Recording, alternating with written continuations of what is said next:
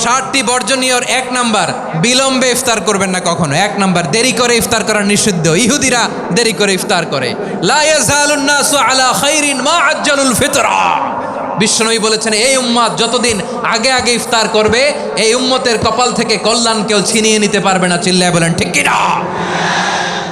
আজানের জন্য বসে থাকবেন না, সময় দেখবেন। স্থানীয় সময় যখন সূর্যাস্ত হওয়া মাত্রই বিসমিল্লাহ, খেজুর খেয়ে ফেলবো। পারবেন তো নাকি দেরি করবেন?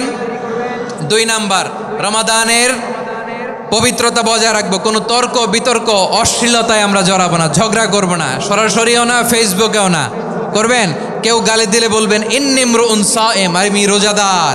আল্লাহর হাবিব শিখিয়েছেন, কেউ যদি তোমার গালি দেয়, কটু কথা বলে, অশ্লীল কথা বলে, রমজানে তুমিও বলতে পারবে না। তুমি বলতে পারবা ইন্নী ইমরুউন সায়েম, আমি রোজাদার।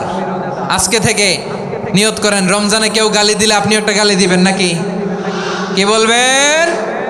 রোজাদার, রমজানের পবিত্রতা আমি ভঙ্গ করতে পারবো না। অশ্লীল নাটক সিনেমা আমরা দেখব না। যে রমজানে মিথ্যা কথা, মিথ্যা কাজ, মিথ্যা সাক্ষী ছাড়তে পারে নাই, তার না খেয়ে থাকা, উপবাস থাকা দিয়ে আল্লাহর কিছু যায় আসে না। এজন্য মিথ্যার সাথে আমাদের কোনো সম্পর্ক আছে? মিথ্যা বলবো না। 4 নাম্বার, অপচয় করব না। ইন্নাল মুবাযযিরিনা কানু ইখওয়ানা শায়াতিন ওয়া কানা শাইতানু লিরাব্বিহি কাফুরা। অপচয়কারী শয়তানের ভাই। আচ্ছা, যে শয়তানের ভাই ও নিজেও আরেকটা কি? শয়তান। যে শয়তানের ভাই ও নিজেও আরেকটা কি? অপচয় করবো না। ইফতারি করতে যে আমরা অনেকে অপচয় করি, এগুলো করবেন আপনারা না। অপচয় অপব্যয় করবো না। 5 নাম্বারে, রিয়া, লোক দেখানো ইবাদত আমরা করবো না। লোক দেখানোর জন্য নামাজ, রোজা, জিকির, তেলাওয়াত, দান সদকা এগুলো করলে আল্লাহর দরবারে এগুলো কবুল হবে। বিশ্বনবী বলেন, দাজ্জালের ফিতনার চেয়ে একটা বড় ফিতনার ভয় আমি করি। সেটা কি? আর রিয়া, শো অফ মেন্টালিটি, লোক দেখানো মানসিকতা। এটা থেকে আমরা বিরত থাকবো ইনশাআল্লাহ। 6 নাম্বার, অনেক গুরুত্বপূর্ণ। ব্যবসায়ী ভাইয়েরা, ব্যবসা করেন কারা কারা? হাত তুলে দেখান তো আমারে। মাশাআল্লাহ, হাত নামান। ব্যবসায়ী ভাইয়েরা, অনেক অসাধু ব্যবসায়ী আছে, রমজান আসলে নিত্য প্রয়োজনীয় পণ্যের মূল্য বৃদ্ধি করে দেয়। এরকম আছে না নাই? এগুলো করবেন না। মজুদদারি করবেন না। পণ্যের কৃত্রিম সংকট বাজারে করবেন না। আপনি লাখ টাকা কামায়া ভাবছেন যে রোজাদারদের কষ্ট দিয়ে ধনী হবেন। এমন রোগ আল্লাহ আপনারে দিবে, কোটি টাকা দিয়েও আপনি হাসপাতালের বিল পরিশোধ করার ক্ষমতা আপনার হবে না। খবরদার। শেষ বয়সে দেখবেন কি কষ্ট আপনার হয়। আপনি রোজাদারদের কষ্ট দিয়েছেন, আল্লাহ আপনার সুখে রাখবে? আল্লাহর দোহাই লাগে, আমার ব্যবসায়ী ভাইয়েরা এটা করবেন না। আরব বিশ্বে আমরা দেখেছি, আরব বিশ্বের ব্যবসায়ীরা সারা বছরে ব্যবসা করে, রমজানে ভর্তুকি দেয়। আর আমার দেশের কিছু অসাধু ব্যবসায়ী রমজানে গলাকাটা ব্যবসা করে আর সারা বছর সইটার ওপর দিয়ে চলে। চিল্লায় বলেন ঠিক কিনা? করবেন না, এটা করবেন না। নিত্য প্রয়োজনীয় পণ্যের মূল্য বৃদ্ধি করা হারাম, পণ্যের কৃত্রিম সংকট তৈরি করা হারাম, মজুদদারি করা হারাম, রোজাদারদেরকে কষ্ট দেয়া হারাম।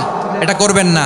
7 নাম্বারে সর্বশেষ কথা, অধীনস্থ যারা আছে তাদের কাজের চাপ আপনারা কমিয়ে দিবেন। কাজের লোক, ফ্যাক্টরির ওয়ার্কার, স্টাফ, তাদের প্রতি যদি রহম করেন, আপনার উপর রহম করবে কে?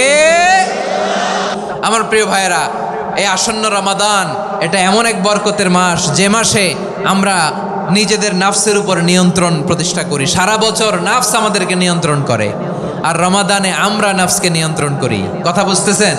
সারা বছর নাফস আমাদেরকে নিয়ন্ত্রণ করে। এই যে এখন আমার খেতে মনে চাইলে যে খেজুর রাখা, আমি খেজুর খেতে পারবো। নাটস আছে, বাদাম খাইতে পারি। খাইতে মন চাইলে পানি, আমার রুহুটা চায়, আমার নাফসটা খেতে চায়, আমি খেতে পারি, পান করতে পারি। বিবাহিতরা দিনের বেলায় স্ত্রীর সাথে মেলামেশা করতে চাইলে করতে পারে, কিন্তু রমাদানে দিনের বেলায় খেতে মনে চায় কিন্তু আমরা খাই। আমার প্রবৃত্তি খেতে চায় কিন্তু প্রবৃত্তির কথা আমরা শুনি, কথা কয় না। রমজানে খেতে মন চাইলে আমরা খাই। তৃষ্ণায় গলা ফেটে যায়, গলার ছাতি ফেটে যায়, কিন্তু এক ঢোক পানি কি আমরা গিলি? বিবাহিতরা দিনের বেলা স্ত্রীর সাথে কি মেলামেশায় যায় না। তার মানে সারা বছর নফস আমাদেরকে নিয়ন্ত্রণ করে, আর রমাদানে এই নফসের উপর আমরা নিয়ন্ত্রণ প্রতিষ্ঠা করি। নফসের লাগাম আমরা রমাদানে টেনে ধরে। চিল্লায় বলেন ঠিক কিনা? এজন্য আমার প্রিয় ভাইয়েরা, নফসের উপর নিয়ন্ত্রণ নিতে চাইলে রমাদানের রোজার কোনো বিকল্প নাই। এটা এমন মাস যে মাসের ফজিলতেরও কোনো শেষ নাই। এই মাসকে বলা হয় দ্য মান্থ অফ হোপ। এটা আশা জাগানিয়া মাস। রমজানের কথা শুনলে আশা জাগে না হৃদয়ে? হ্যাঁ, ইদা জা রমাদান ফুতিহাত আবওয়াবুস সামা ওয়া গুল্লিকাত আবওয়াবু জাহান্নাম ওয়া সুফিদাতিশ শায়াতিন। রমাদান আসলে আকাশের দরজাগুলো খুলে দেওয়া হয়, মানে জান্নাতের। জাহান্নামের দরজাগুলোকে লক করে দেওয়া হয়, শয়তানকে চেইন আপ করা হয়। ইবাদত করলে শুধু করতেই মনে চায়। চিল্লায় বলেন না সুবহানাল্লাহ। রমজানে ইবাদতে যেই মজা পাওয়া যায় সারা বছর অন্য কোনো মাসে এই মজা আপনি পান? আমার চাঁপাইনবাবগঞ্জের ভাইরা আওয়াজ করে বলেন না, রমজানে ইবাদতে যেই মজা অন্য মাসে এটা পান? কারণ রমজানে ইবাদত করলে সওয়াবও বেশি, ইবাদতের একটা পরিবেশ থাকে, ঠিক কিনা বলেন? অন্য মাসে ইবাদত করলে এর সওয়াব পাওয়া যায় গাণিতিক হারে, রমজানে ইবাদত করলে সওয়াব বাড়তে থাকে জ্যামিতিক হারে। সুবহানাল্লাহ কইবেন না? অন্য মাসে সওয়াব বাড়ে গাণিতিক হারে, রমাদানে ইবাদত করলে সওয়াব বাড়ে কিভাবে জ্যামিতিক হারে বাড়ে দেখেন। রমাদানে একটা নফল করলে ফরজের সমান সওয়াব, একটা ফরজ করলে 70 থেকে 700 গুণ সওয়াব, রমজানে ওমরা করলে হজের সমান সওয়াব। সুবহানাল্লাহ নাই? দ্য মান্থ অফ হোপ, আশা জাগানিয়া মাস। এই মাস আমাদেরকে হোপফুল করে, আশাবাদী করে। রমাদান যেমনি দ্য মান্থ অফ হোপ, আশা জাগানিয়া মাস, এট দ্য সেম টাইম এই রমাদান হচ্ছে মান্থ অফ ওয়ার্নিং, একটা ওয়ার্নিং এর মাস। নবী যেমনি আশা জাগাইছে আবার ওয়ার্নিং দিয়েও গেছে, খবরদার। ওয়ার্নিংটা কেমন? আল্লাহর হাবিব সাল্লাল্লাহু আলাইহি ওয়াসাল্লাম মসজিদে নববীর ভেতরে হঠাৎ তিনি মসজিদে নববীর মিম্বারে পা রেখে বললেন আমিন।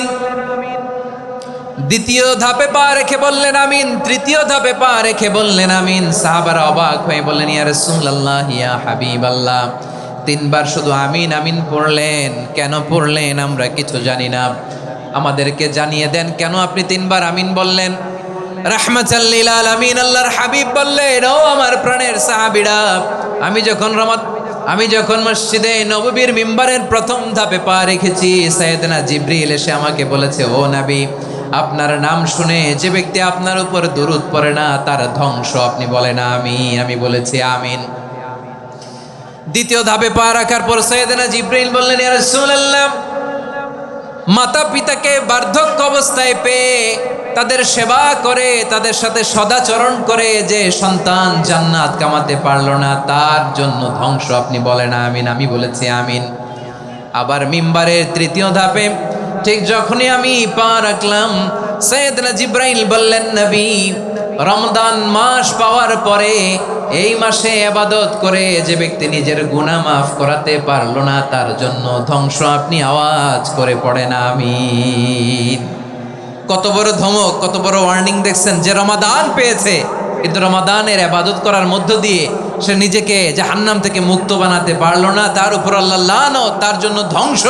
সাইয়েদনা জিবরাইল বলেছেন আমিন, স্বয়ং বিশ্বনবীও বলেছেন আমিন। আওয়াজ করে পড়েন নাউযুবিল্লাহ। তাহলে রমজান আসবে আর আমরা নিজেদেরকে জাহান্নামীদের লিস্ট থেকে নাম কাটিয়ে জান্নাতীদের লিস্টে উঠাতে পারবো না। এর চেয়ে বড় হতভাগা কি আর কেউ থাকতে পারে? আওয়াজ করে বলেন। তাহলে রমাদানের এই রহমত, বরকত, মাগফিরাত, ফজিলত আমাদের কামাই করার দরকার আছে না নাই?